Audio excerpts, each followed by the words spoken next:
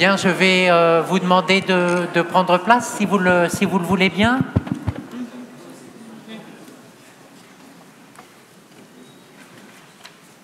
Merci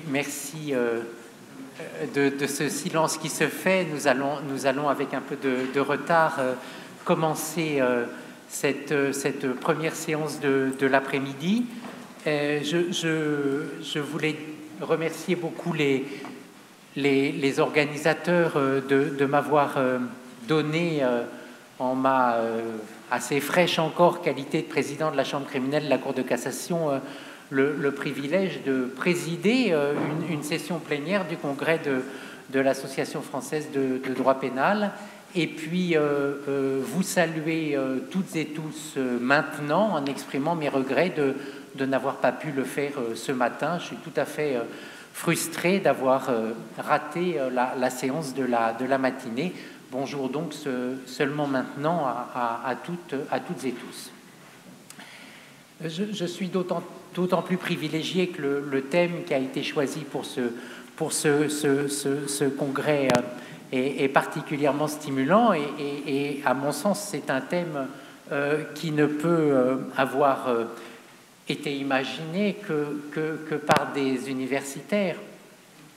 Il faut travailler dans un pareil lieu ou dans d'autres équivalents ou moins somptueux, mais toujours animé par l'esprit pour se lancer de façon totalement légitime dans une réflexion prospective, fondée bien sûr, je l'imagine, sur une analyse dynamique des mouvements qui conduisent d'un passé lointain à un passé proche, puis d'un passé proche au présent, et puis donc du présent à l'avenir.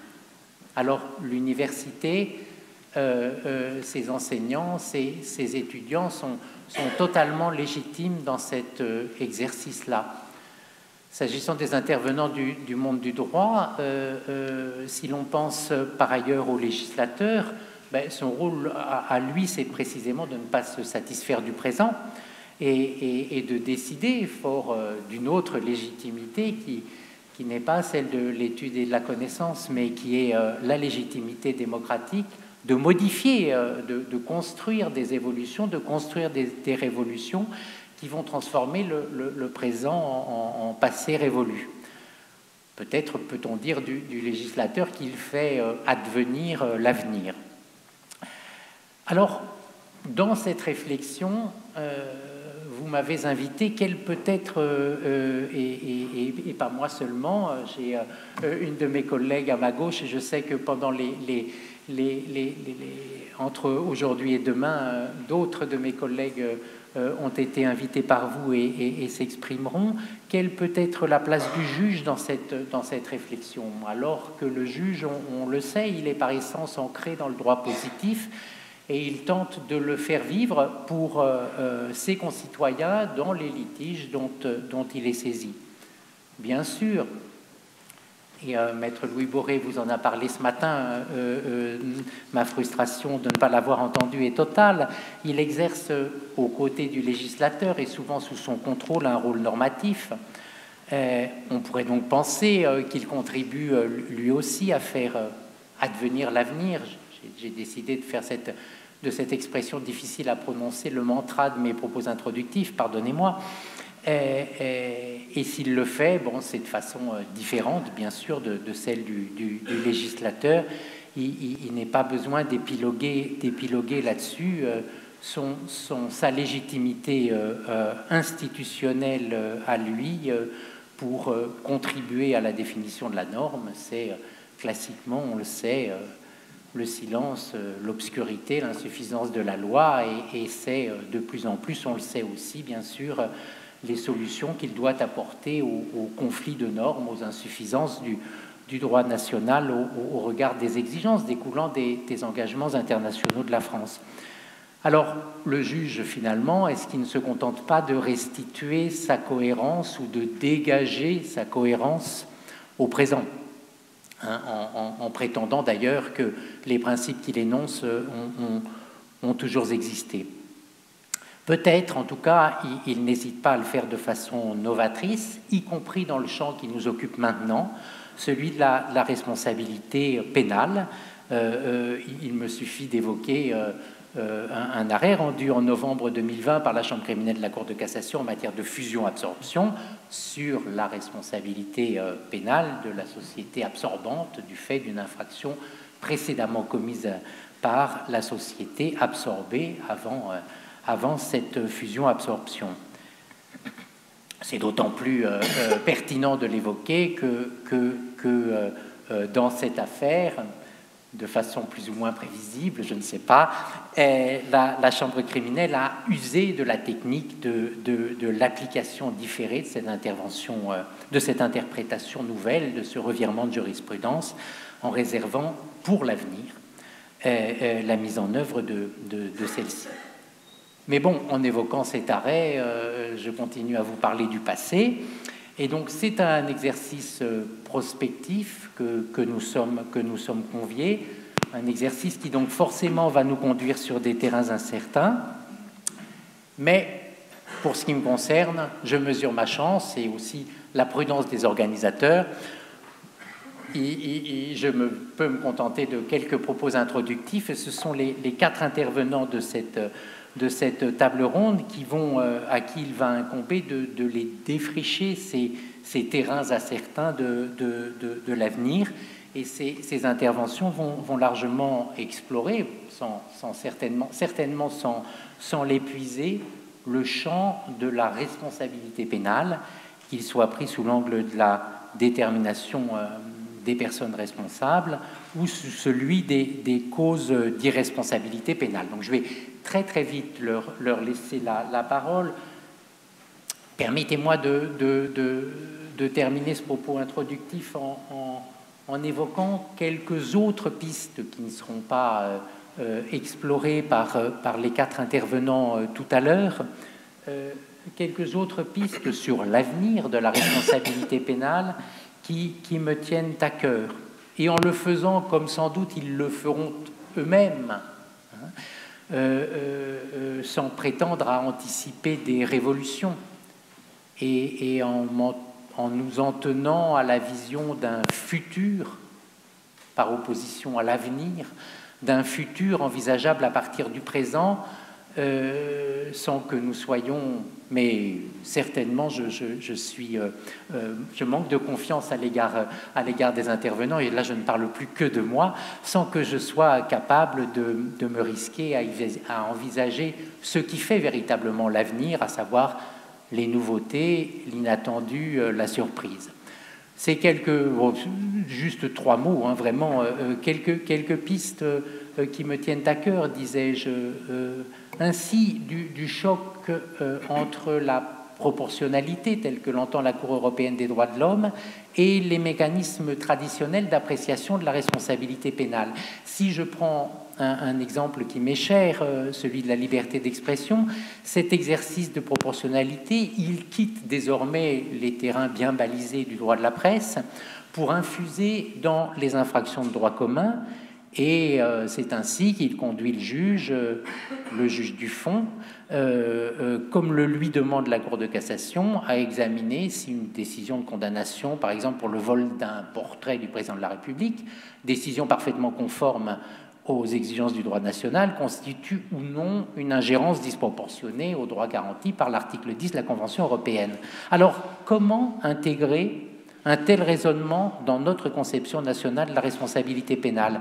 N'est-on pas en train de créer une nouvelle cause d'irresponsabilité pénale, aux côtés notamment d'une cause bien connue et balisée, l'état de nécessité, qui avait d'ailleurs été invoqué aussi devant les juges par les décrocheurs, il est convenu de les appeler ainsi, de portraits de président de la République.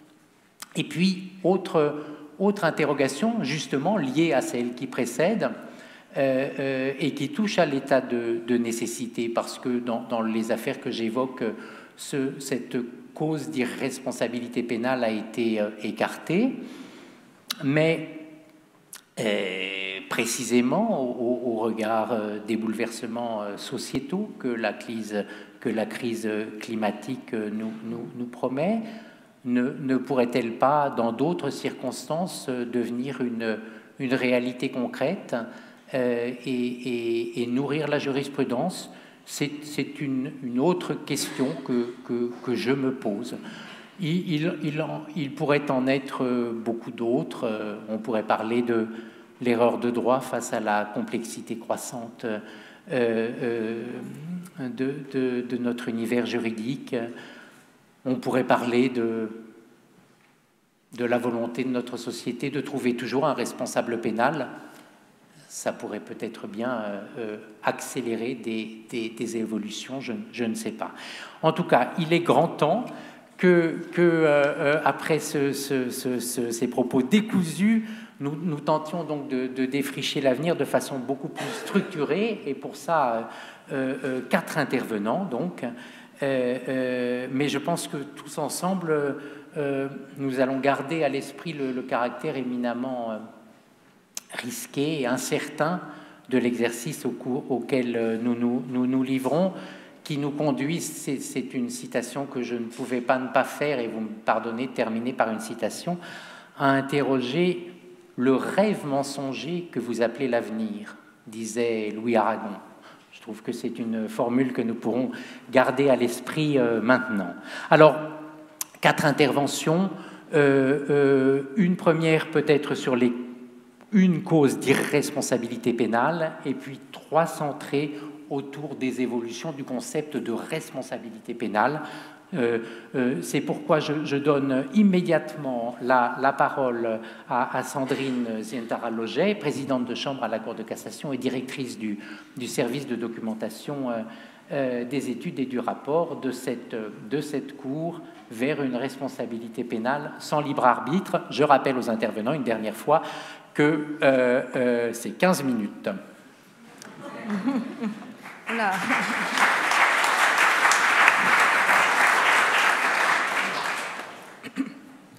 Merci, Monsieur le Président. Je vois que vous sortez le chrono, la clepsydre. Bon, je vais essayer de me tenir à ces 15 minutes.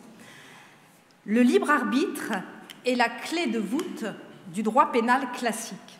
Je viens de citer les professeurs Merlet-Vitu. Le présent colloque, auquel je vous remercie d'avoir bien voulu me convier, porte sur le droit pénal de l'avenir. Vous m'avez proposé, dans ce cadre, de répondre à une interrogation ainsi formulée vers une responsabilité pénale sans libre arbitre, point d'interrogation, suggérant, ce faisant, la possibilité d'une rupture totale entre le droit pénal classique et le droit pénal de l'avenir.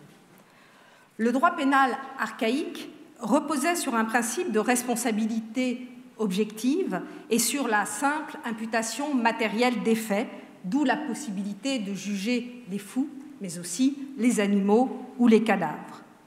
Le droit pénal moderne, en rupture avec le précédent, repose sur un principe de responsabilité subjective. Seul celui qui a agi avec discernement et volonté peut être imputable et donc déclaré responsable pénalement. Assiste-t-on aujourd'hui à une seconde rupture, après le droit pénal archaïque, puis le droit pénal classique? Allons-nous vers un droit pénal postmoderne sans libre arbitre?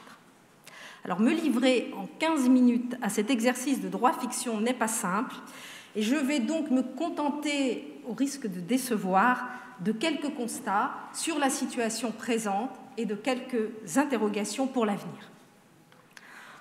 En premier lieu, et si je me tourne du côté du droit pénal de fond, force est de constater que jusqu'à aujourd'hui, le principe « pas de responsabilité pénale sans libre arbitre » n'a jamais été remis en cause en droit positif, ni dans la loi, ni dans la jurisprudence. Le principe de l'irresponsabilité pénale pour défaut de libre arbitre au moment des faits a été, on le sait, affirmé à l'article 64 du Code pénal, qui est resté inchangé pendant près de 2 siècles, puis à l'article 122.1. Ce fondement subjectif de la responsabilité pénale, ressorti à la fois à la tradition augustinienne et thomiste, mais aussi à la philosophie des Lumières, qui s'attache à définir l'homme comme un être à la fois libre et rationnel. La position humaniste, déjà, s'était affirmé contre d'autres courants philosophiques qui concluaient quant à eux à l'inexistence du libre arbitre. Je renvoie ici, évidemment, sans pouvoir détailler, au texte de Spinoza ou de Hume sur la nécessité et le déterminisme. Tout au long du XIXe siècle, les assauts contre une responsabilité pénale fondée sur le libre arbitre n'ont pas manqué. Citons rapidement le phrénologue François-Joseph Gall ou les criminologues Lombroso, Garofalo ou Ferry, qui voulaient suppléer au concept de responsabilité pénale celui de dangerosité sociale et à la peine rétributive la mesure d'élimination ou de soin. La question n'est tellement pas nouvelle que le Congrès de l'Union internationale de droit pénal de 1897 a consacré une de ses séances à la mort du libre arbitre, et cela conduisit le professeur Cuche à publier ensuite un article qu'il intitula « De la possibilité pour l'école classique d'organiser la répression pénale en dehors du libre arbitre ». Rappelons encore que toutes les tentatives sous l'influence de l'école de la défense sociale pour modifier l'article 64, puis l'article 122.1, ont échoué. De même, la jurisprudence a été constante dans l'interprétation de ces dispositions depuis le XIXe siècle et jusqu'à aujourd'hui. Alors je ne peux ici évidemment détailler ce long parcours jurisprudentiel, mais je voudrais juste m'attarder un instant sur l'arrêt du 14 avril 2021 rendu par la Cour de cassation dans l'affaire Halimi, aussi douloureuse que retentissante. La Cour a rejeté le pourvoi formé contre l'arrêt de la Chambre de l'instruction ayant déclaré l'auteur des faits pénalement irresponsable, alors que son abolition du discernement avait, selon les constats de la Cour d'appel, une origine exotoxique, à savoir la prise de cannabis. La Cour s'est ainsi refusée à réduire le champ d'application du principe d'irresponsabilité pénale pour trouble mental en cas de faute antérieure, considérant qu'il appartenait au législateur et à lui seul de limiter la portée de ce principe s'il le jugeait nécessaire. Le Conseil d'État, saisi du projet de loi relatif à la responsabilité pénale qui a fait suite à cet arrêt, a affirmé dans son avis que le principe énoncé à l'article 122.1 revêtait, je cite ici le Conseil d'État, une valeur constitutionnelle. Il a précisé qu'il renvoyait, je le cite encore, à l'un des fondements anciens et constants du droit pénal, selon lequel il ne peut y avoir de responsabilité sans libre arbitre, et que par suite, je le cite encore, le législateur ne saurait ni écarter ce principe, ni l'altérer dans une mesure qui le dénaturerait. La loi du 24 janvier 2022, qui a fait suite à l'affaire Halimi, n'a pas modifié ce principe cardinal. En outre, une mobilisation sans précédent d'une partie de l'opinion contre l'arrêt de la Chambre criminelle, le débat parlementaire sur le projet de loi avait été précédé d'une très large consultation et d'un large débat public, de plusieurs commissions ad hoc transpartisanes et de larges consultations de professionnels du droit, de la médecine, du monde associatif et de la société civile. Autrement dit, la menace qui pesait alors sur le principe était majeure et je crois que toutes les conditions étaient réunies pour une remise en cause radicale. Pourtant, le législateur n'a pas substantiellement modifié l'article 122.1 en posant par exemple un principe général d'exclusion de l'irresponsabilité pénale en cas d'abolition du discernement consécutive à une intoxication volontaire. De même, la loi n'a pas opéré une distinction entre les catégories d'imputabilité, de culpabilité et de responsabilité pénale pour pouvoir, par exemple, reconnaître imputable celui dont l'abolition du discernement a été volontaire et temporaire, quitte ensuite à ne pas le déclarer coupable si l'on ne pouvait pas caractériser l'élément intentionnel de l'infraction.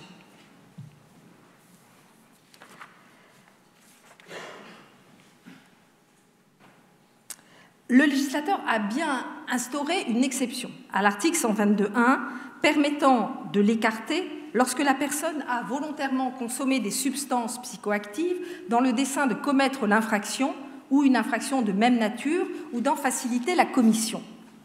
Mais cette exception ne porte pas atteinte au principe dès lors que si le discernement est aboli au moment de l'infraction, celle-ci constitue en réalité l'acte d'exécution d'un dessein forgé à un moment où l'auteur jouit pleinement de son libre arbitre.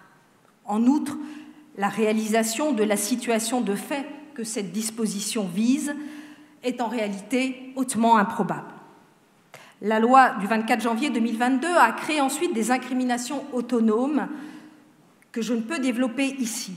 La complexité de ces infractions, dont les éléments constitutifs posent de nombreuses questions, de même que leur nature hybride, a pu être contestée et critiquée. Néanmoins, elles ne me paraissent pas davantage constituer une exception au principe, puisque ce n'est pas l'infraction commise sous l'empire du trouble mental qui est incriminée, mais bien l'acte volontaire et en toute connaissance de cause de consommation de substances à l'origine du trouble mental qui l'est. Ainsi, et peut-être paradoxalement, loin de signifier l'émergence d'une responsabilité pénale sans libre arbitre et l'apparition prochaine d'un droit pénal de rupture, les dispositions de la loi du 24 janvier 2022 pourraient bien manifester, au contraire, une certaine solidité du principe et son caractère indépassable. Une fois cela dit, je ne peux pas fermer les yeux sur les fissures qui, nonobstant la permanence du point de vue du droit substantiel du principe, les fissures qui sont apparues et apparaissent. Et ce sont ces fissures que je voudrais maintenant rapidement analyser en recherchant si elles menacent l'édifice pour l'avenir. La première fissure est sans doute venue de l'abandon de la fiction de l'article 64, selon lequel, vous le savez, il n'y a ni crime ni délit lorsque le prévenu était en état de démence au moment de l'action. La logique de cette négation se comprenait aisément, puisque les notions de crime et de délit constituent des catégories juridiques qui appartiennent évidemment à la sphère pénale, à laquelle le dément, par hypothèse, est soustrait. Mais chacun mesure aussi combien cette négation était devenue incompatible avec la montée en puissance de la victime dans le procès et son besoin à la fois de se voir reconnaître socialement comme victime et d'obtenir des explications sur les faits qu'elle avait subis. Cette fissure s'est élargie encore incontestablement avec les lois du 9 mars 2004 puis du 25 février 2008. Au terme de ces évolutions procédurales, s'il apparaît que l'auteur des faits était atteint d'un trouble mental ayant aboli son discernement au moment des faits, la chambre d'instruction ou la juridiction de jugement doit rendre une décision sui generis de déclaration d'irresponsabilité pénale pour cause de trouble mental après avoir constaté que les faits ont été commis par la personne. En apparence, le principe est sauf, puisqu'il n'y a pas de déclaration de culpabilité précisément parce que la condition d'imputabilité morale fait défaut. Toutefois, et comme l'a analysé récemment Lionel Assincy, qui n'est pas là cet après-midi, mais qui était là ce matin, dans un article, ce processus d'autonomisation et de procéduralisation de l'irresponsabilité pénale pour cause de trouble mental peut être porteur, je le cite ici, d'un affaissement des principes fondamentaux. Depuis lors, c'est-à-dire depuis que Lionel Assincy a écrit cet article, la loi du 24 janvier 2022, qui, on l'a vu, n'a pas touché au principe dans sa substance, a certainement poursuivi ce mouvement de fissure par ses dispositions de procédure. La loi, en effet, a introduit un nouvel alinéa à l'article 706-120 qui oblige le juge d'instruction à renvoyer devant la juridiction de jugement pour qu'il soit statué sur la responsabilité pénale s'il estime que l'abolition temporaire du discernement du mis en examen résulte, au moins partiellement, de son fait et que toutes les expertises ne concluent pas de manière unanime à l'abolition du discernement. Ce transfert obligatoire de l'appréciation de la responsabilité de la juridiction d'instruction à la juridiction de jugement, qui pose d'ailleurs de nombreuses questions d'application dont, je crois, la Chambre criminelle est actuellement saisie, révèle certainement la volonté du législateur de venir réduire, en pratique, le champ de l'irresponsabilité pénale sans toucher au principe. En matière criminelle, et notamment face à des jurés, l'individu qui a commis des fautes dans un épisode délirant, au cours duquel il a perdu tout contact avec la réalité et la totalité de ses facultés volitives et cognitives, mais qui notamment, grâce à la prise de médicaments, est stabilisé et se présente comme à peu près lucide et cohérent, et en capacité de répondre aux questions qui lui sont posées à l'audience, aura certainement, les praticiens le savent, peu de chances de voir retenue son irresponsabilité pénale. Au constat de ces évolutions procédurales s'ajoute l'évolution des pratiques expertales.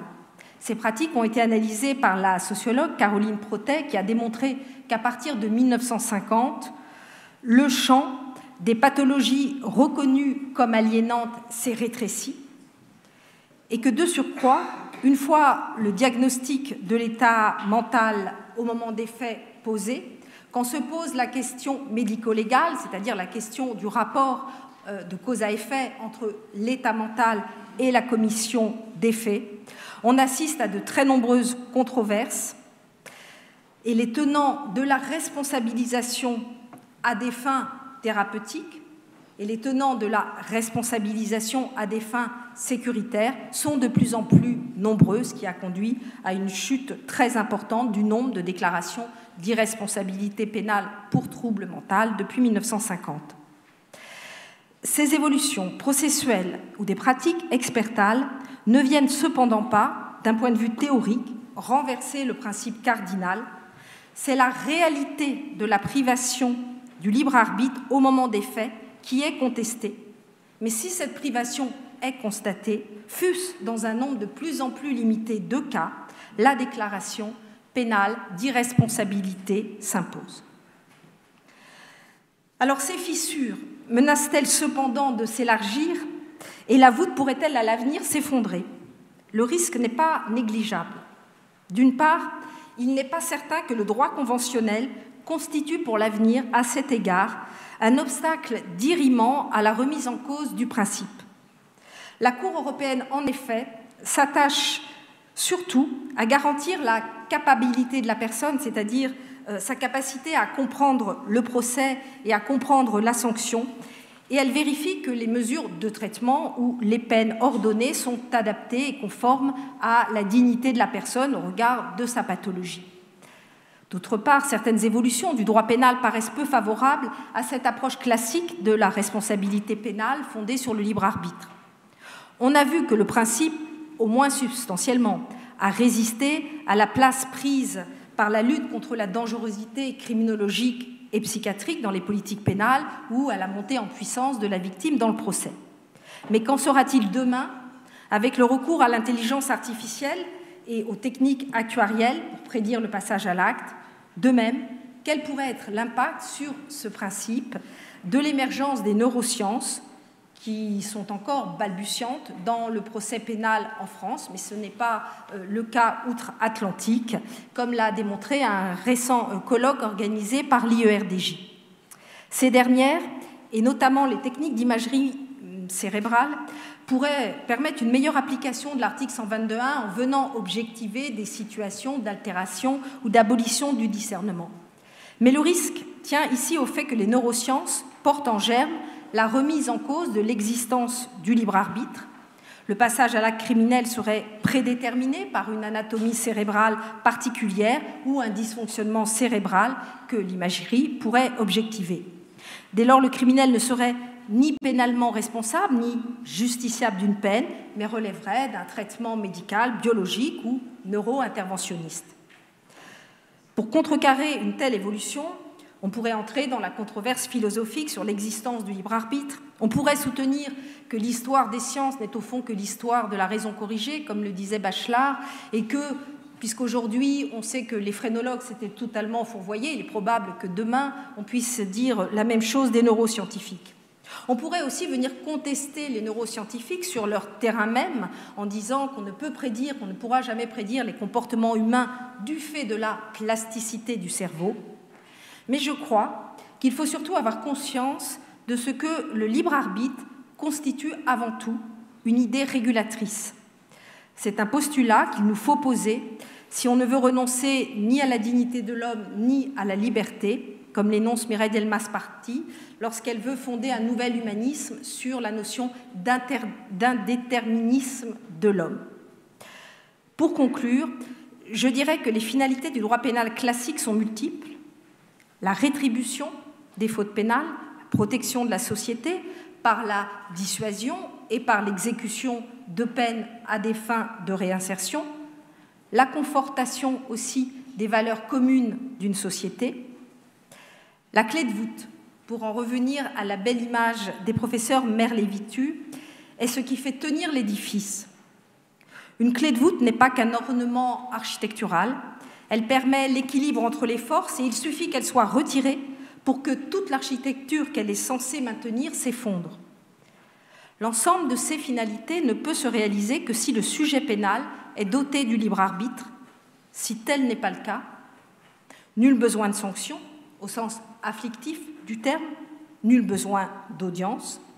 Les comportements déviants peuvent être traités autrement, par une prise en charge médicale, par des mesures sociales, y compris coercitives, sous le contrôle d'un juge ou d'un parquetier, d'un juge administratif ou d'un juge civil, y compris même avant tout passage à l'acte, si le but unique consiste à protéger la société et que le risque est avéré, ou par des mesures jugées à la seule aune de leur efficacité, par exemple des mesures restauratives, si l'on veut viser la restauration de la victime, ou des mesures de mise en conformité, qui en matière de délinquance environnementale ou économique et financière peuvent être considérées comme les plus efficaces. Ainsi, le jour où la clé de voûte du libre arbitre disparaîtra, c'est à mon sens tout l'édifice du droit pénal qui s'effondrera. Il ne s'agira plus de penser la responsabilité pénale sans libre arbitre, mais de penser l'ordre social sans la responsabilité pénale et même sans droit pénal. C'est dire toute la pertinence et la prémonition de la métaphore des professeurs Merlevitu.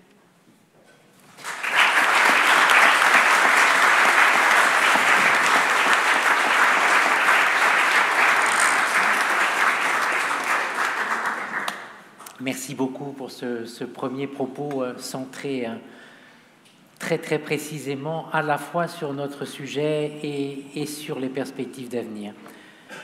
Marc Segon, vous avez maintenant la parole. Vous êtes professeur à l'Université de Toulouse-Capitole et j'ai même appris tout à l'heure que vous étiez aussi un peu aixois. Personne n'est parfait. Et nous nous engageons avec vous dans le champ de la responsabilité pénale, d'une responsabilité personnelle à une responsabilité fonctionnelle. Nous vous écoutons. Merci, Monsieur le Président. La question est la suivante.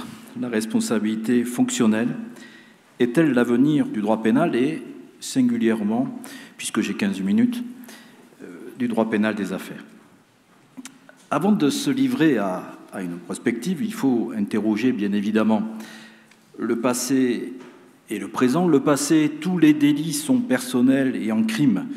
Il n'y a point de garant, disait Loisel, sauf une hypothèse déjà à l'époque, puisqu'on parlait de droit archaïque, le crime de lèse-majesté. Et depuis, le principe de la personnalité a toujours fait figure de dogme. Reste à déterminer s'il s'agit d'un dogme ou d'un mythe. C'est un dogme, au moins pour les juristes, un mythe parfois pour la doctrine pénale.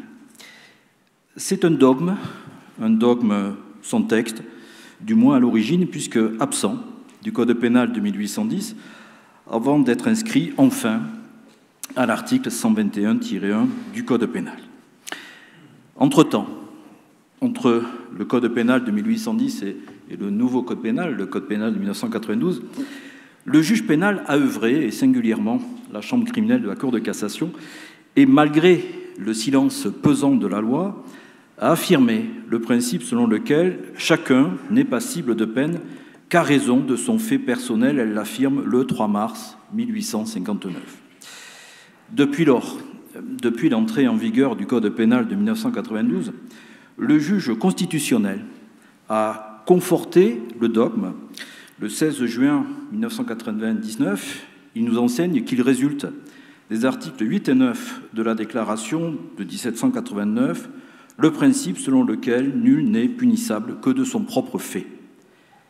Dogme jurisprudentiel, législatif, constitutionnel, le principe nous enseigne que la responsabilité pénale devrait être uniquement personnelle et donc nécessairement individuelle.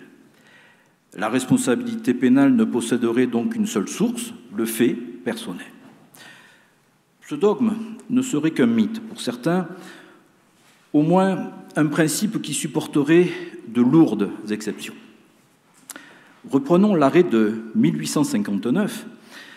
Pourquoi ? Parce qu'en réalité, il n'affirme pas le principe d'une responsabilité personnelle, il énonce très précisément que si, en général, chacun n'est passible de peine qu'à raison de son fait personnel, cette règle souffre exception en certaines matières, notamment en fait de profession réglementée.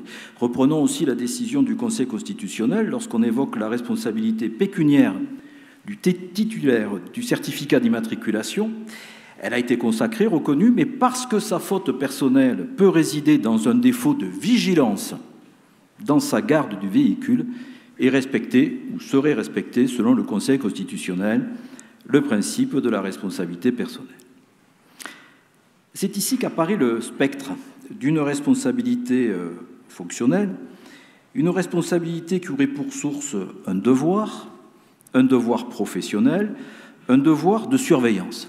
Reprenons une fois encore les termes de l'arrêt de 1859 qui énonce que le chef ou le maître de l'établissement est personnellement tenu de faire exécuter les conditions ou le mode d'exploitation imposé à l'industrie. Ce devoir de surveillance, au fondement de la responsabilité pénale du décideur, confère à ce type particulier de responsabilité l'apparence d'une responsabilité fonctionnelle. Et le renforcement de ce devoir de surveillance peut, à l'avenir, faire craindre l'émergence d'une responsabilité fonctionnelle. Commençons tout d'abord par l'apparence d'une responsabilité fonctionnelle. Évoquer l'apparence d'une responsabilité fonctionnelle peut donner l'impression que l'on se satisfait du droit positif et du respect dû au principe de la responsabilité personnelle. Le décideur, qu'il soit public ou privé, peut malgré tout avoir l'impression que si ce n'est lui, c'est donc sa fonction qui dicte l'imputation de l'infraction d'affaires. La fonction en cause, celle de décideur, implique la possession d'un pouvoir et donc l'exercice de droit. Donc le droit de diriger, mais le droit également de discipliner autrui. Et l'importance accordée à ce pouvoir de direction, pour l'appréciation du fait personnel, du fait propre à l'agent, cette importance est telle que l'on a pu y voir la consécration jurisprudentielle d'une responsabilité pénale, non plus pour faute, mais pour risque, et donc une responsabilité fonctionnelle. La thèse de Saleil aurait ainsi contaminé la responsabilité pénale. La crainte de cette contamination a été telle que le législateur a cru nécessaire d'intervenir. J'ai prévenu notre président que je vous ferai grâce de mes critiques habituelles à l'égard de la loi du 10 juillet 2000 pour me consacrer à la loi du 6 décembre 1976 qui était venue ajouter à l'article L263-1 du Code du travail la référence expresse à l'exigence d'une faute personnelle dans le but avoué de rappeler et d'exiger la caractérisation d'une faute personnelle par le juge pénal auquel on reprochait cette absence de caractérisation. En réalité, l'apport législatif n'a rien changé ou presque à l'état de la jurisprudence, tout simplement parce que la faute de l'agent a encore et toujours été appréciée à l'aune de sa fonction, qui fait de lui un décideur, mais aussi un surveillant, dont c'est autant le pouvoir que le devoir de prévenir la commission des infractions. Et à l'évidence, la fonction pèse sur l'appréciation de la faute, au point que l'on doit concéder qu'il s'agit non seulement d'une faute présumée, si une infraction se produit, partons du principe qu'elle est le fait du décideur, on évoque ainsi un dol de fonction en vertu duquel le décideur ne pouvait pas ne pas savoir. Et c'est ici que des auteurs ont pu soutenir que la thèse d'Oriou avait, à son tour, contaminé la responsabilité pénale. À l'inverse, il a été possible de soutenir que le pouvoir n'était pas réellement au fondement de la responsabilité des décideurs et qu'en réalité devait être caractérisé à l'encontre du dirigeant une faute propre. Depuis de nombreuses années, la loi ne dit rien d'autre si on prend par exemple l'article L420-6 du Code de commerce qui exige des personnes physiques d'avoir pris frauduleusement une part personnelle et déterminante dans la conception, l'organisation ou la mise en œuvre de pratiques anticoncurrentielles. Bref, la responsabilité fonctionnelle n'existerait pas, mais ne serait qu'une responsabilité personnelle fonctionnelle. 5 observations en guise de transition pour respecter à la fois le chrono et me permettre de passer à la seconde partie. La première observation faite par un étudiant, la faute est choquée. Expression que j'ai fini par comprendre lorsqu'il m'a expliqué que pour lui, la faute n'était plus la même. Là, j'ai compris. Et donc, il voulait tout simplement reprendre l'idée d'une dénaturation de la faute. Il y a un glissement du dol vers le dol éventuel, une exception à la présomption d'innocence, une fonction qui objective, qui objectivise même, comme l'avait noté un auteur bordelais, auteur d'une thèse sur la faute pénale professionnelle, une fonction qui objectivise l'appréciation de la faute. Une fonction, c'est aussi un indice fort afin de caractériser la faute, un indice qui participe à la mise en œuvre de la technique du faisceau d'indices que le juge peut parfaitement mobiliser. Reste l'avenir, en observant que l'importance désormais accordée à la fonction est telle que l'on peut se poser la question de savoir si l'on ne va pas aller progressivement vers une responsabilité uniquement fonctionnelle, et donc il faut s'interroger sur l'émergence d'une telle responsabilité. À la fonction de décideur est attachée une obligation générale de surveillance, de contrôle du respect de la réglementation applicable à l'entreprise. Et depuis une vingtaine d'années, s'ajoutent au devoir général de surveillance des obligations particulières de surveillance. Ce sont des obligations dites désormais de vigilance. Et de songer aux obligations de vigilance qui irriguent désormais le droit du travail ou encore le droit financier. Ces obligations de vigilance pèsent sur ce que la loi dénomme désormais les assujettis. Être un décideur et posséder la qualité d'assujetti pèse désormais considérablement sur la responsabilité de l'agent, au point de pouvoir en augurer sa transformation, une transformation qui n'a rien de silencieuse, mais de parfaitement ouverte. Il y a une rencontre en réalité entre les ordres de responsabilité. Nous, pénalistes, nous avons, je crois, une part de responsabilité lorsque nous avons admis l'apparition de responsabilités parapénales, de responsabilités punitives qui ont échappé à la compétence normale du juge pénal. Et je pense que ce sont ces liens entre ces différentes formes de responsabilité qui peuvent nous rendre prudents quant à l'émergence d'une responsabilité fonctionnelle. Prenons l'exemple du droit du travail. La lutte contre le travail illégal a abouti à imposer à tous ceux qui recourent au travail d'autrui de vérifier désormais la régularité de la situation du travailleur. Et le non-respect de ce devoir de vigilance est source en soi d'une responsabilité financière qui prend la forme d'une solidarité financière pour le paiement des cotisations éludées. Or, pour la chambre criminelle, commet sciemment le délit de recours au service d'une personne exerçant un travail dissimulé celui qui ne vérifie pas la régularité de la situation du travailleur. C'est là une jurisprudence constante qui s'est encore exprimée par un arrêt du 21 février 2023.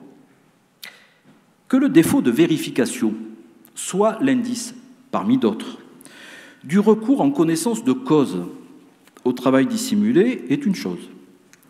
Mais faire du manquement à l'obligation de vérification la preuve de la faute tend à faire de la responsabilité pénale une responsabilité fonctionnelle. Prenons également une autre forme de responsabilité qui s'affirme de jour en jour et qui intéresse ce que l'on appelle les assujettis LCBFT. Ces obligations LCBFT imposent aux assujettis un ensemble d'obligations de vigilance qui vont de la connaissance du client, de l'analyse de la relation d'affaires, de l'établissement d'une cartographie des risques et de mise en œuvre de contrôles internes de plus en plus poussés.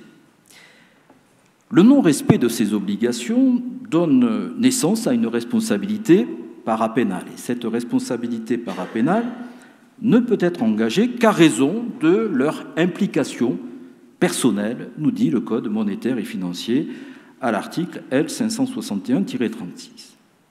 Reste la question de la responsabilité pénale.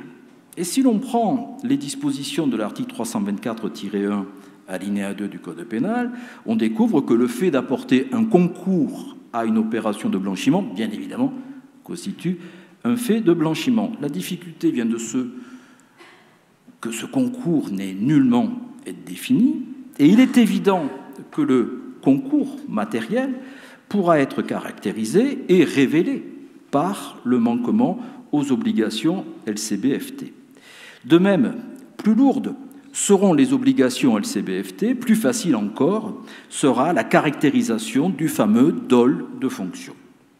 Prenons également les assujettis, au sens de la loi Sapin II, qui a elle aussi donné naissance à une responsabilité parapénale, avec un contrôle de plus en plus prégnant qui s'impose aux assujettis, qui vont de la cartographie à l'élaboration d'un code de conduite et notamment à l'évaluation des tiers au-delà du contrôle des simples collaborateurs.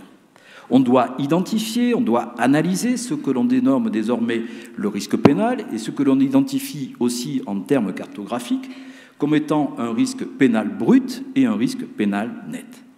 Bref, on impose aux assujettis un autodiagnostic dont le défaut les expose à 200 000 € d'amende lorsqu'ils sont des personnes physiques. Et il s'agit, à proprement parler, d'une responsabilité fonctionnelle, puisqu'on découvre qu'elle est propre à l'entité et, selon les recommandations de l'AFA, elle ne peut en rien donner lieu à une délégation de pouvoir.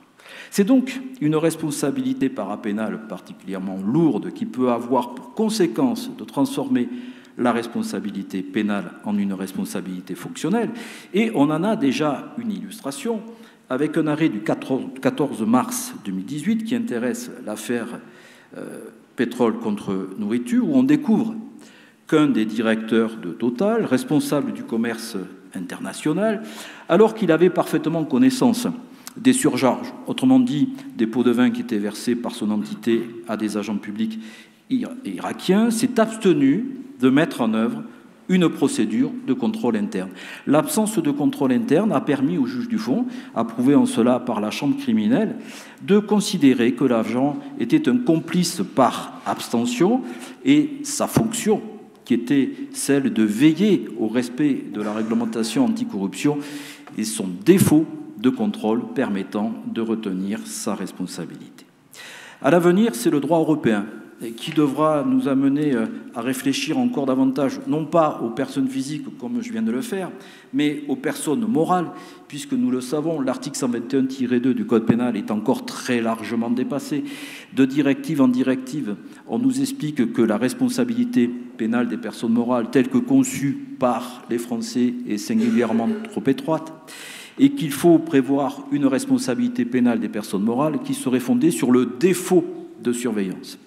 Le droit européen le dit et le répète, peut-être qu'un jour, le droit français modifiera en ce sens l'article 121-2 du Code pénal, mais la responsabilité pénale ne m'appartient pas, elle appartient à ma collègue. Et je vous remercie, Monsieur le Président, de m'avoir donné la parole.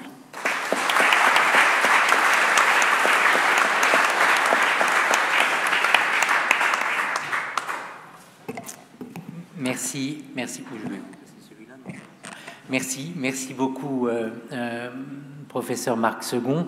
Effectivement, il faut que je ne dise rien parce que la transition, vous l'avez faite, elle est toute trouvée. Donc, je donne immédiatement la parole à Madame Claire Balowski-Ravski, maître de conférence à l'Université de Paris 1, Panthéon-Sorbonne, sur ce sujet de la responsabilité des sociétés mères du fait de leur filiale. Je vous remercie. Alors, avant de rentrer dans le vif du sujet, je tiens naturellement à remercier les professeurs Dreyer, Beauvais et Schilstein pour l'organisation de ce très bel événement et pour m'avoir proposé d'y participer donc, sur ce sujet passionnant, sujet qui nous invite donc à nous interroger sur la responsabilité des sociétés mères du fait de leur filiale comme avenir, peut-être même plus que comme illustration d'un droit pénal global.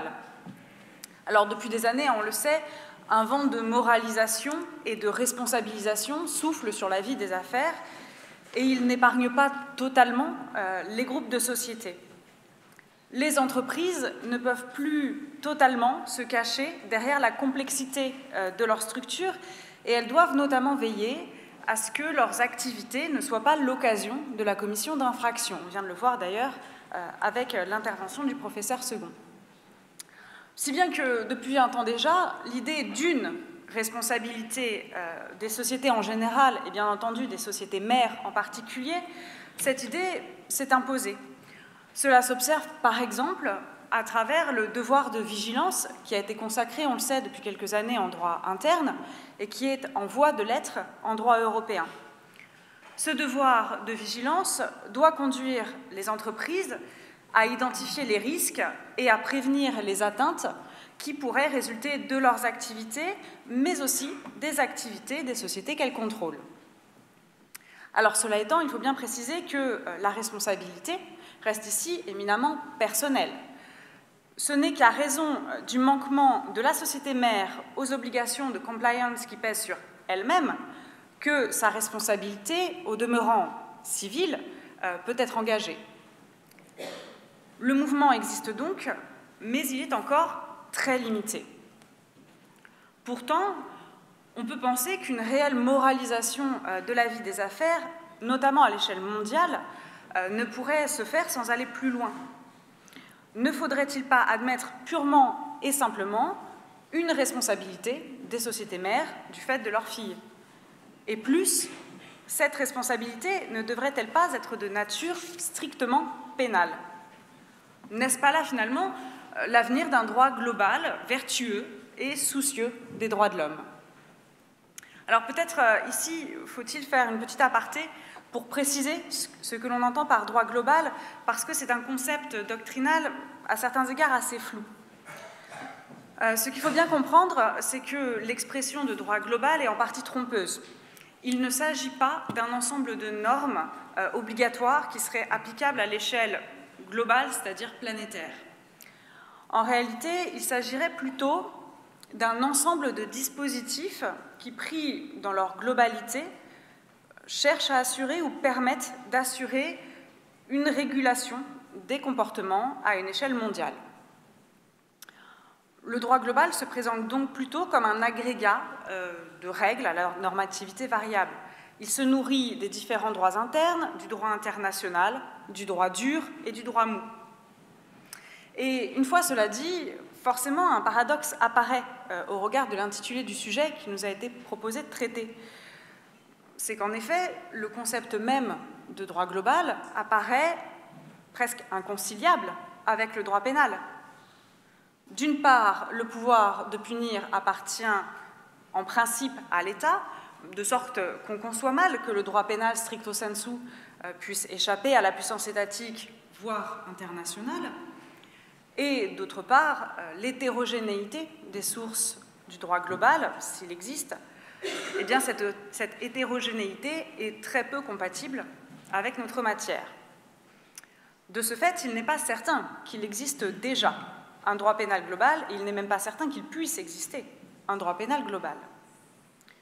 Pourtant, comme on l'a dit, la moralisation de la vie des affaires pourrait gagner à l'avènement de ce droit pénal global, qui pourrait d'ailleurs reposer, au moins en partie, sur une responsabilité pénale des sociétés mères du fait de leurs filiales. Alors une telle hypothèse Est-elle vraiment envisageable? À vrai dire, une réponse mitigée s'impose. Il s'agit, à certains égards, d'un avenir possible, mais cet avenir me paraît assez incertain. Alors voyons en premier lieu en quoi il s'agit d'un avenir possible. Bon, on l'a dit, hein, l'idée d'une responsabilité des sociétés mères semble déjà avoir fait son chemin, et d'ailleurs, dans certains cas, il s'agit bel et bien d'une responsabilité qui tend à être une responsabilité du fait des filiales. À titre d'exemple, en droit européen de la concurrence, la CJUE admet depuis maintenant près de 50 ans que les sociétés mères se voient imputer des faits commis par leurs filiales.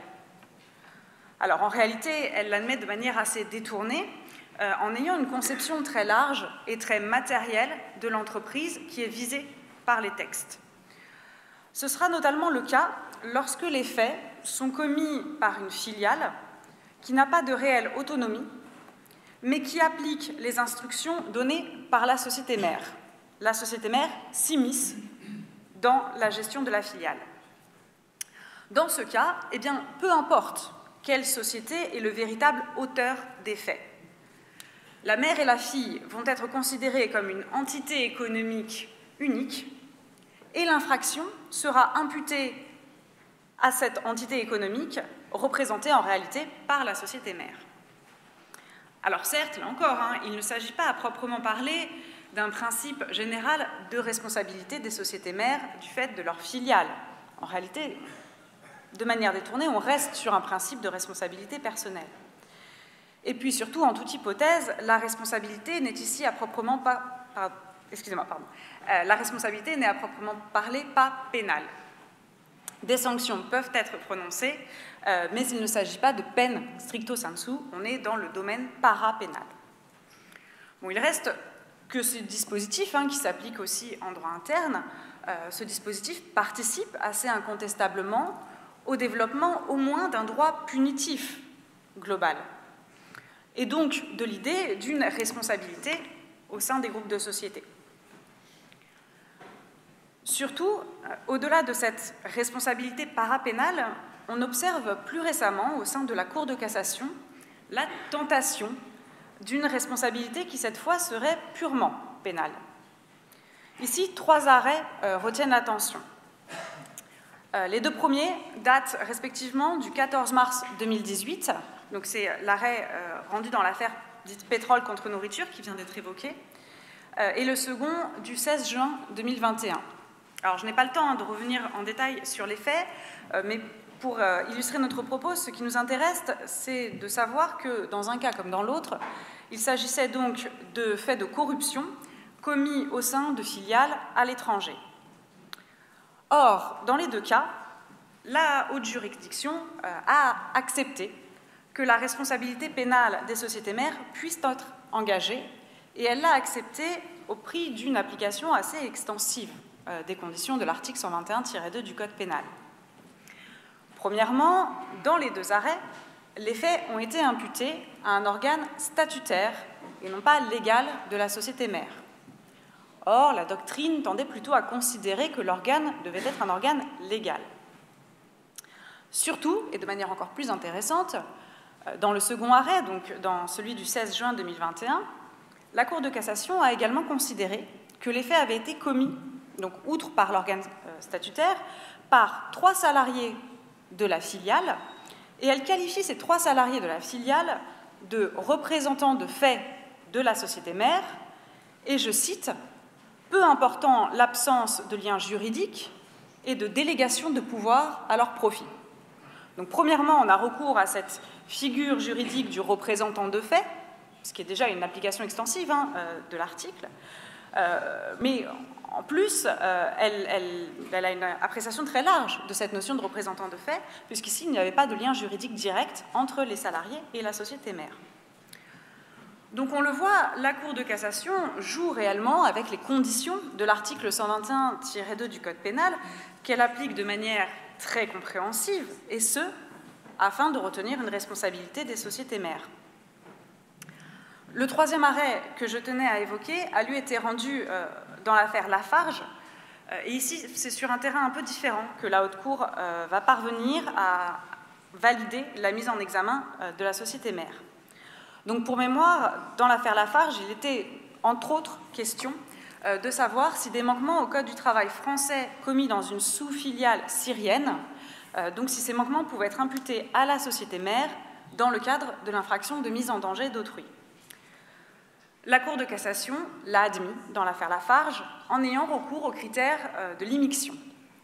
Assez schématiquement, ce que l'on comprend, c'est qu'en cas d'immixtion permanente de la mère dans la gestion des activités de ses sous-filiales, eh bien, sa responsabilité pourra éventuellement être engagée à raison des manquements à la législation qui sont commis au sein de ces dernières. Il lui reviendra alors d'en répondre, à condition naturellement que les autres conditions de l'article 121-2 soient réunies. Quoi qu'il en soit, on le voit à nouveau par des voies détournées, la Cour de cassation admet une potentielle responsabilité pénale des sociétés mères pour des faits commis au sein des filiales.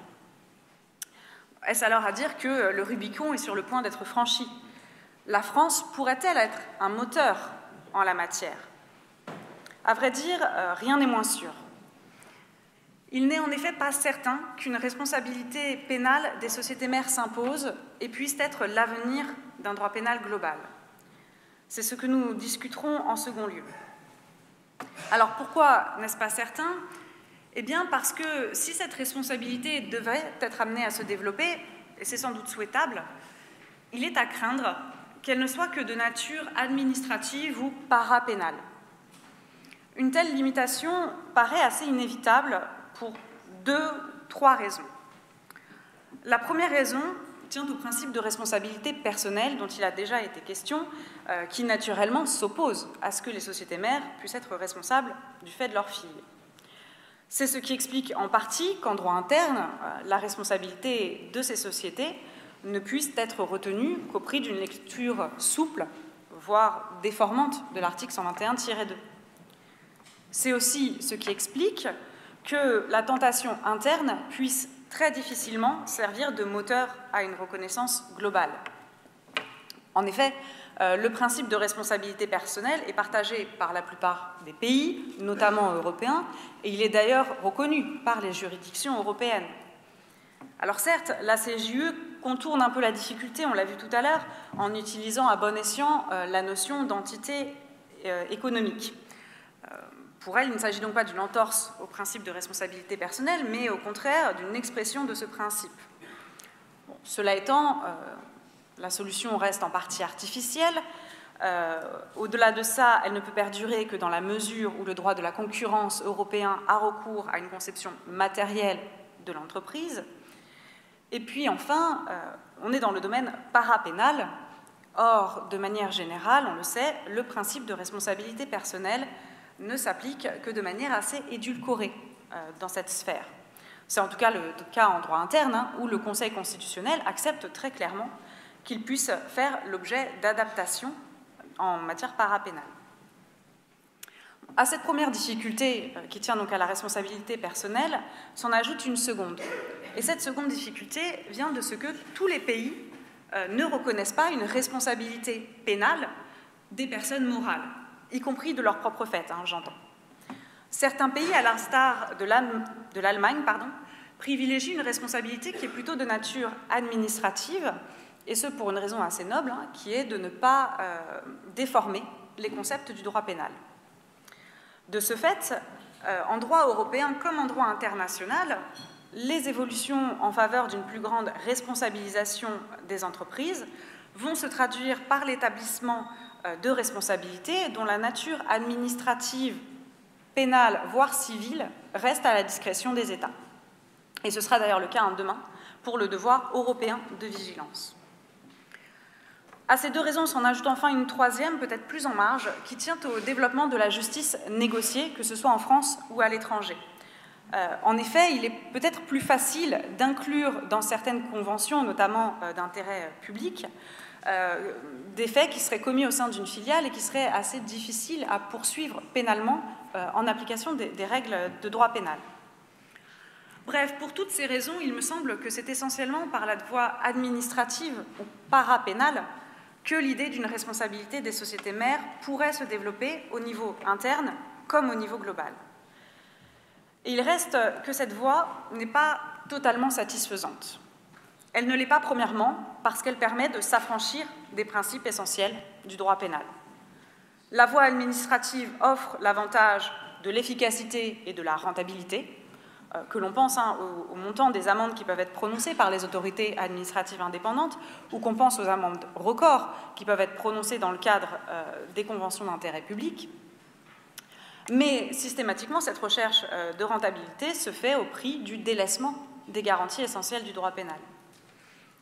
À ce premier regret s'en ajoute un second.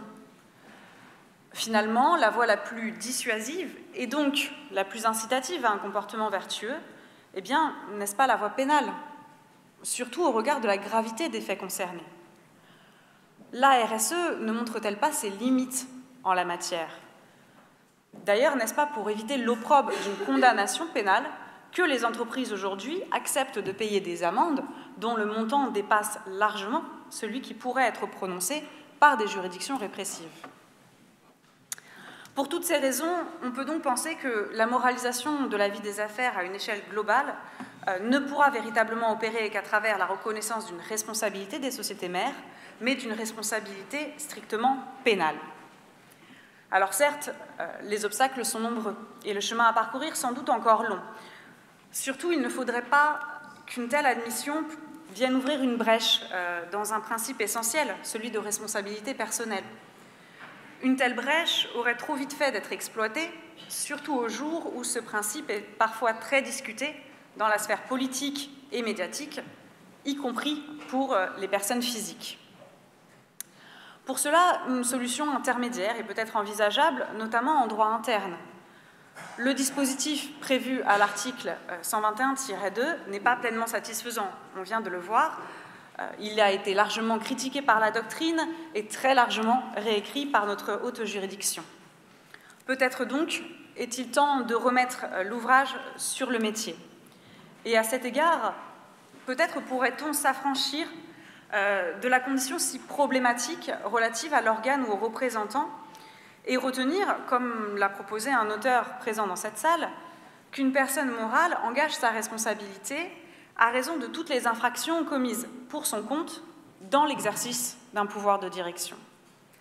L'on pourrait alors concevoir une responsabilité des sociétés mères, non réellement du fait de leur filiale, mais bien de leur propre fait, quand bien même ce fait aurait été commis à travers leur filiale. Ces évolutions internes sont sans doute souhaitables au regard des libertés prises par la Cour de cassation, au regard aussi de la nécessité de reconnaître une responsabilité au sein des groupes de sociétés, et peut-être pourrait-elle participer du développement ou de l'avènement d'un droit pénal global. Je vous remercie.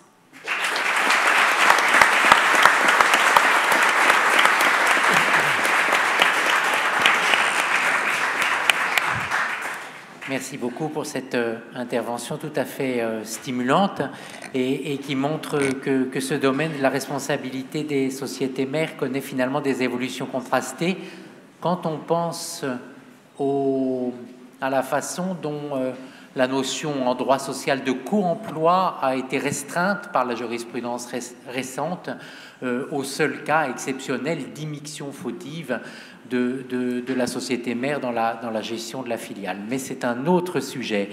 Les concepts que vous venez d'évoquer et qu'avait évoqué le professeur Marc Second vont maintenant recevoir une application dans un autre contexte, mais ce sont finalement largement les mêmes concepts.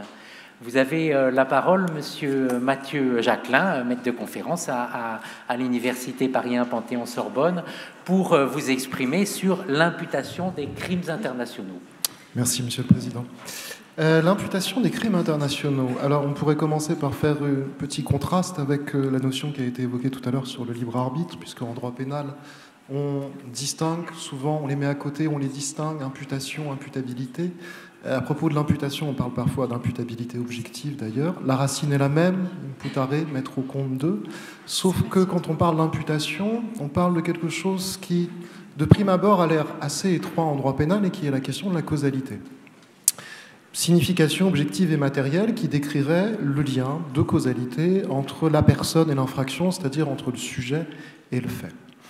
On souligne d'ailleurs que le rattachement de l'acte à son auteur suppose d'identifier cet auteur. On parle aussi d'attribution matérielle, et c'est l'idée qu'un individu ne peut se voir reprocher un fait que s'il est à l'origine de ce fait. Détermination de l'origine causale et précision aussi, et ça a une grande importance pour tout ce que je vais vous dire après, précision de la façon dont la personne a réalisé l'infraction.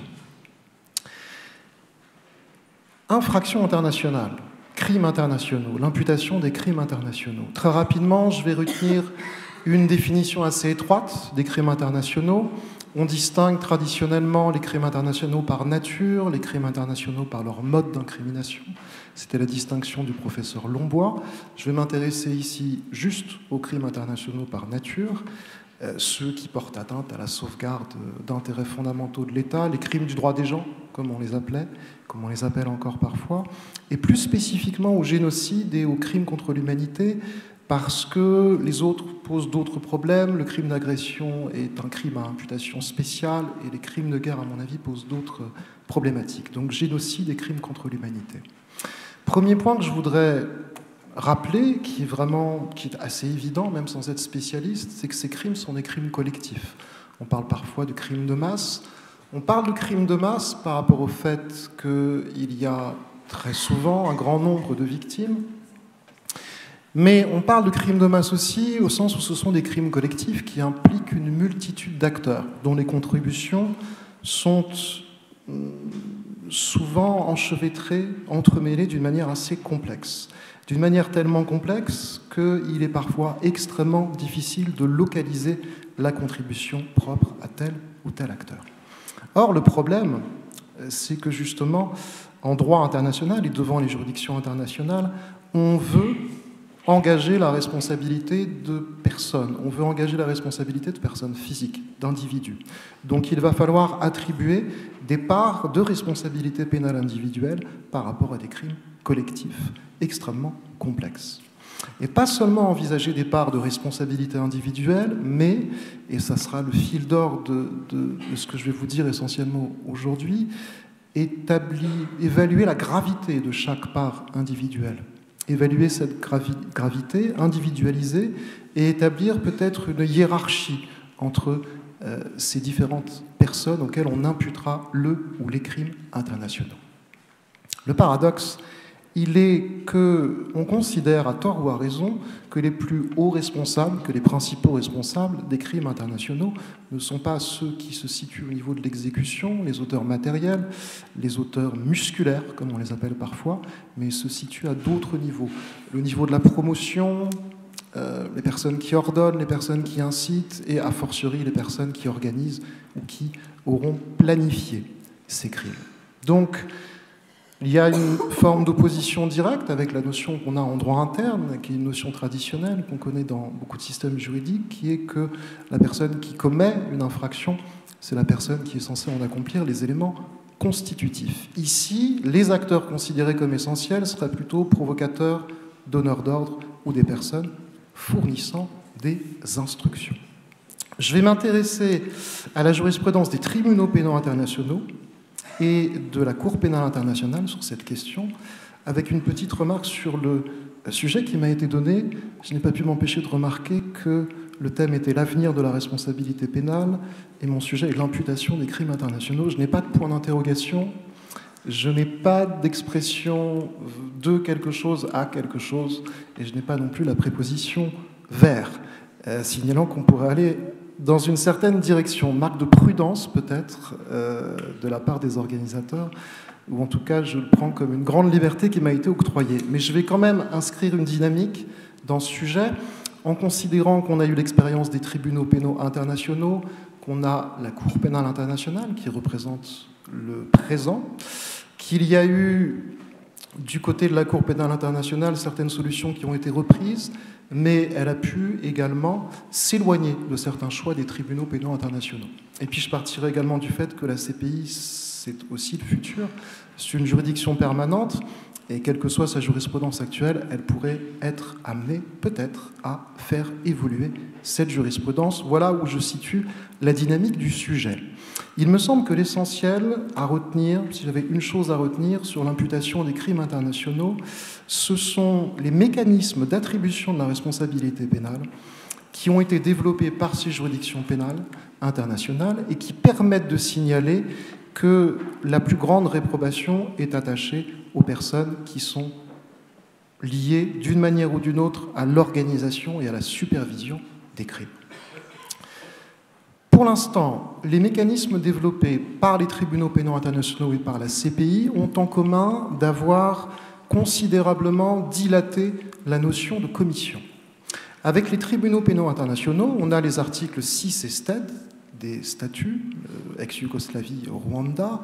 On a une seule phrase assez ramassée: quiconque a planifié, incité à commettre, ordonné, commis ou de toute autre manière aidé et encouragé à planifier, préparer ou exécuter un crime est individuellement responsable du dit crime.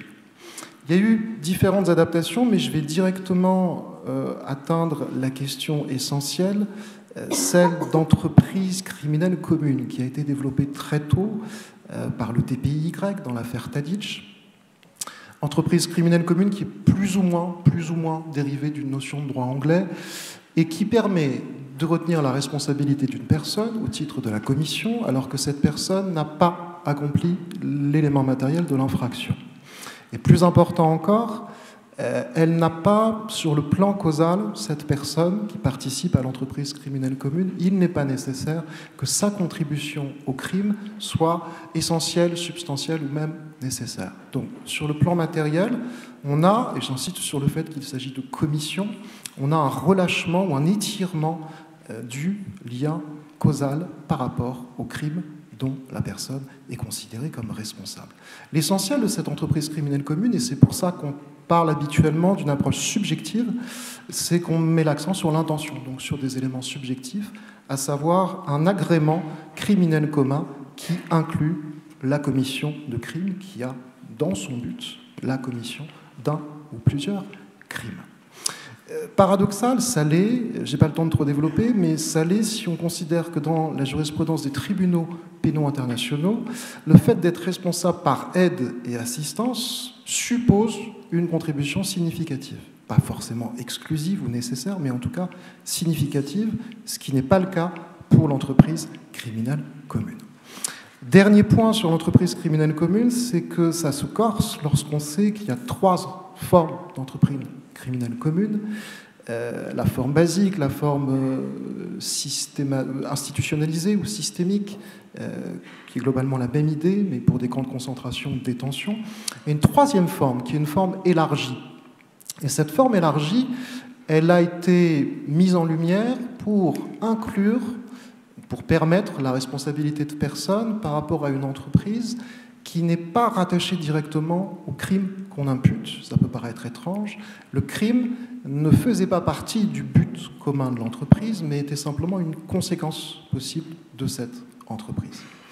Et le problème de ce rattachement, c'est qu'on a tiré d'un côté, du côté de la causalité, on a aussi tiré de l'autre. Et on a tellement tiré qu'on a allongé les liens, on a une forme d'élongation extrême des liens d'imputation, qui fait que la personne imputable, ou considérée comme telle, à qui on attribue la responsabilité, les personnes imputables sont probablement au-delà des limites raisonnables par rapport quand même à la responsabilité du fait personnel. Et c'est une jurisprudence qui a été beaucoup critiquée, en tout cas dans certains de ses développements, par rapport au risque d'une criminalité par simple association, criminalité d'appartenance, responsabilité pénale collective.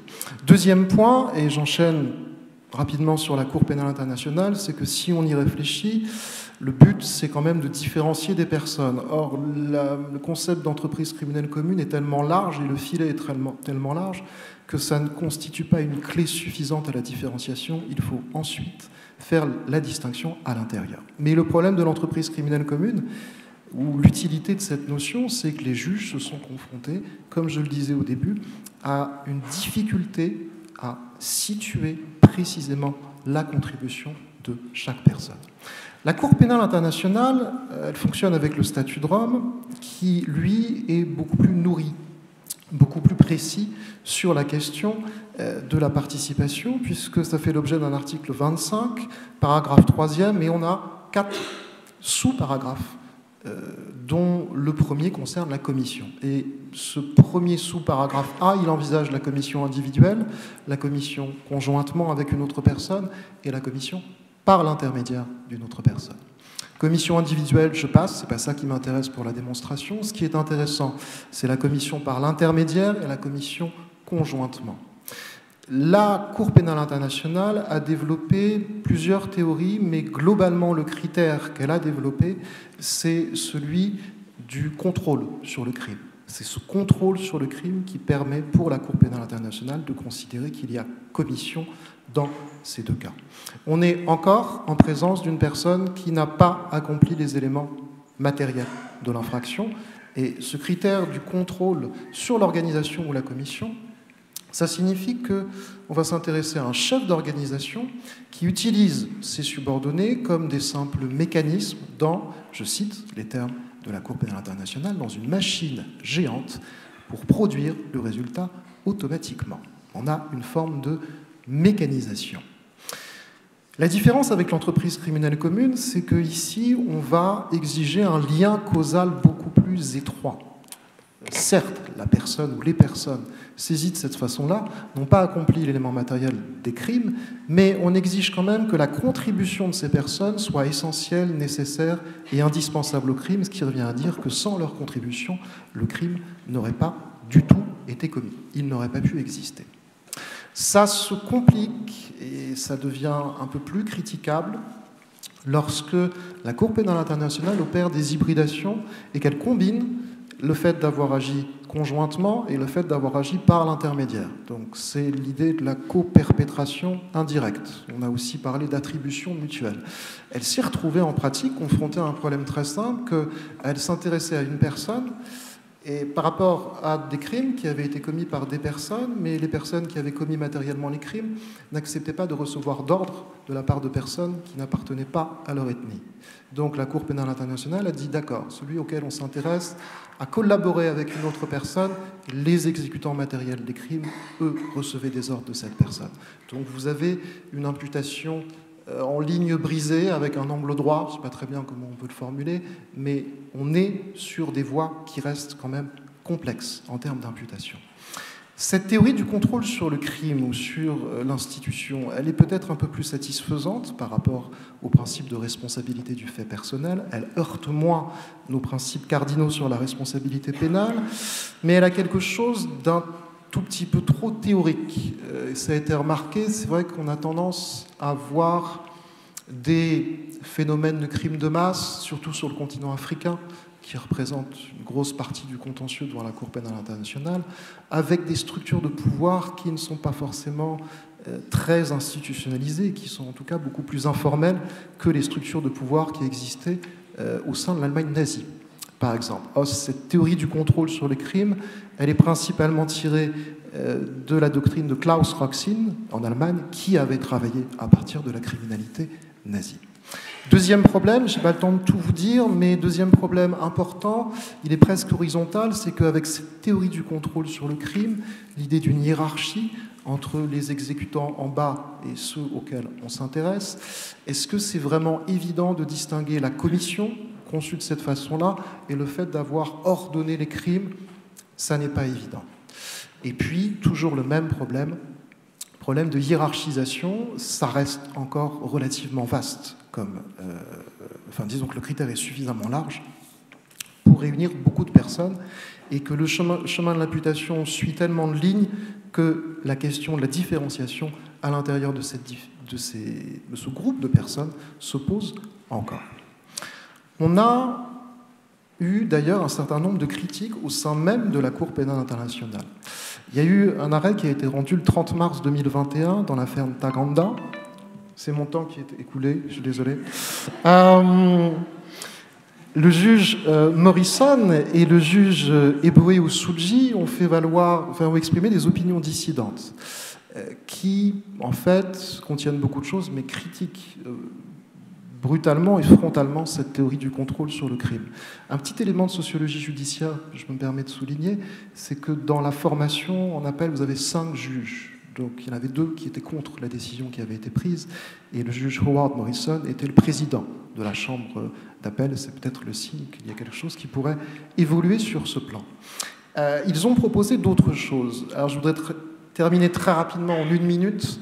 2 voies qui s'ouvriraient, qui s'offriraient pour qu'on puisse sortir de cette espèce de paradoxe. La première voie, ce serait celle qui consisterait à réaffirmer la gravité intrinsèque du crime international et corrélativement à ne peut-être pas établir de hiérarchie entre les différents modes de participation. Toute cette jurisprudence, à mon sens, elle repose sur le postulat, double postulat, volonté de mettre l'accent sur les plus hauts responsables et cette certitude que si on veut mettre l'accent sur une haute responsabilité, sur un blâme et une réprobation particulière, on doit retenir la commission. Dans le statut de Rome, vous n'avez aucun élément, vous n'avez pas les termes auteur, complice, vous n'avez aucun élément formel qui vous permet de considérer qu'il y a une hiérarchie ou un ordre dans paragraphe A, B, C ou D. Le seul critère qui peut distinguer ces différentes manières d'imputer, c'est le critère de dépendance par rapport au crime principal. C'est-à-dire que pour ordonner, solliciter, encourager, aider, assister, contribuer de toute manière, il faut que le crime soit commis ou tenté. Mais c'est un rapport de pure dépendance technique.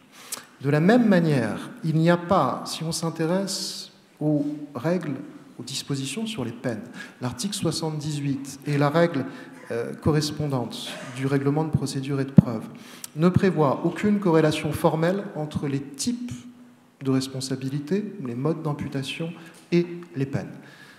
Vous avez un certain nombre de critères, mais qui permettent de penser que c'est les circonstances globales qu'on va prendre en compte, pas juste uniquement le titre auquel la personne est responsable, commission, incitation ou que sais-je encore.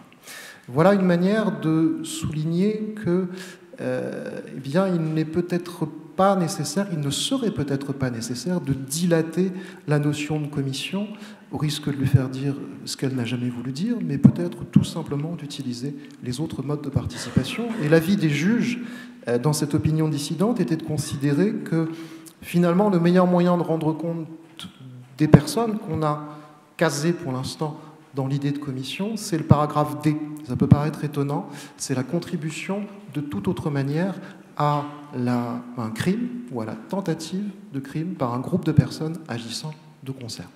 Dernier point, en 30 secondes, il y a aussi d'autres propositions qui ont été faites. Pour l'instant, on conçoit les crimes internationaux et les crimes devant les juridictions pénales internationales de la même manière qu'on les conçoit en droit interne. Et on s'intéresse aux actes d'exécution. Vous savez que les crimes internationaux, génocide et surtout crimes contre l'humanité, sont construits autour d'un élément contextuel et autour d'actes d'exécution. Pour l'instant, on passe par ces actes d'exécution et on essaye de remonter jusqu'à l'organisation et la planification. On est peut-être trop imbu de cette manière de réfléchir et certains auteurs, comme Kai Ambos, ont posé la question, est-ce que ça ne vaudrait pas le coup d'inverser ?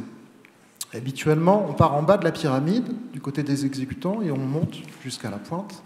On pourrait imaginer, même si ça suppose un dialogue assez complexe avec la gravité, une pyramide qui reposerait sur sa pointe, où on brancherait l'imputation, où on s'intéresserait au lien d'imputation par rapport à cet élément contextuel et non plus par rapport aux éléments basiques. On ne changerait ni la définition des crimes, ni l'énoncé des modes d'imputation, on changerait simplement le point de jonction entre les deux.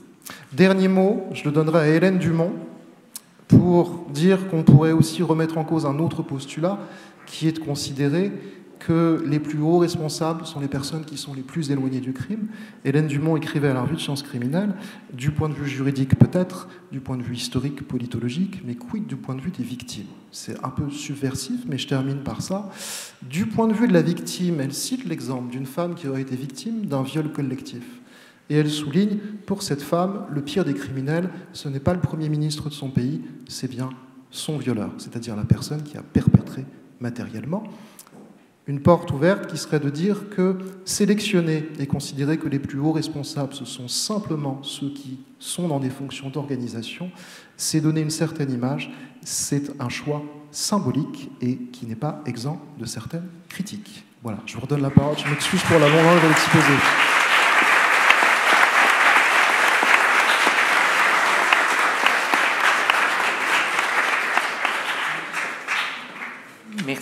Merci beaucoup à vous pour cette intervention qui nous décentrait, mais nous conduisait toujours à manier les mêmes concepts encore une fois. Alors je pense que nous avons la possibilité de prendre pour un échange quelques brèves questions de la salle. Nous avons à peine dépassé le temps qui nous était imparti. Je remercie vraiment les 4 intervenants de s'être à quelques minutes près tenus au quart d'heure.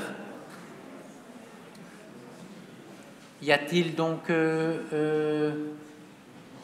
2, 3 questions pour nos intervenants sur les sujets qui viennent d'être abordés? Ou un enthousiasme pour procéder à une pause le plus vite possible?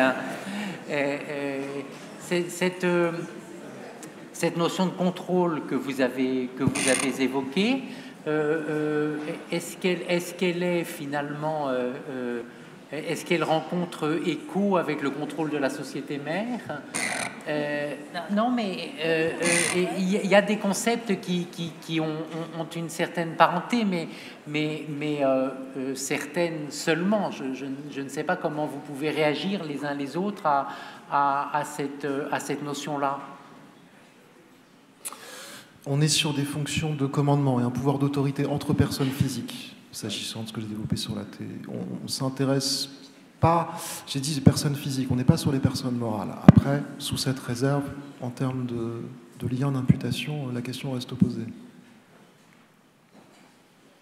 Non, mais les connexions que je fais sont peut-être artificielles, et si elles vous le semblent, surtout, vous n'êtes pas obligé d'y entrer. Non, mais il peut y avoir une connexion qui est faite, mais cela étant, je ne sais pas si on peut totalement transposer ce qui est applicable pour les personnes physiques et ce qui est applicable pour les personnes morales. Il me semble quand même qu'il y a une spécificité sur la responsabilité des personnes morales, et que l'un des défauts peut-être du système actuel, c'est de trop transposer ce qu'on fait pour les personnes physiques.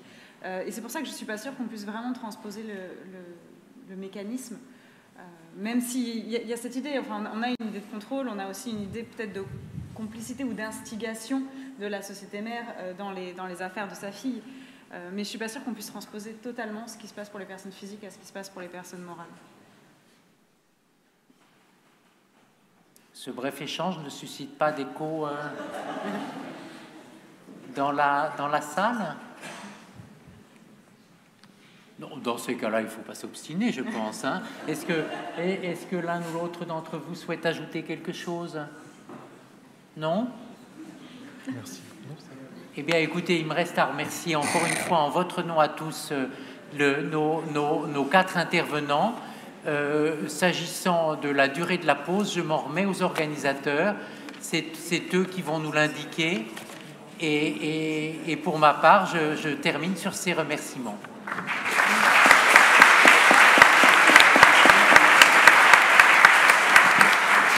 Oui, bien, la pause va durer un quart d'heure. Hein.